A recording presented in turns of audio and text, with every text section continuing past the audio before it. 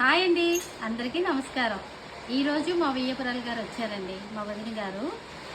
ఆవిడ ఏమేమి తెచ్చారో చూపిస్తాను రండి. ఇదిగోండి గారెలండి, కొన్ని తినేసాంలేండి.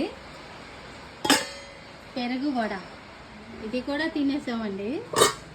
ముంజులు తెచ్చారండి.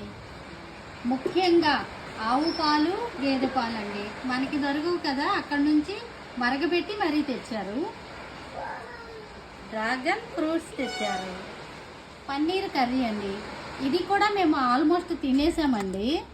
కానీ ఈ పన్నీరు మా వదిన గారు వాళ్ళు స్వయాన చేస్తారండి. బయట అసలు పన్నీర్ కొనరు, ఇంట్లోనే తయారు చేస్తారు. చాలా టేస్టీగా ఉంటే నేను ఆలూ రైస్ చేశానండి. పెరుగు చట్నీ అండి.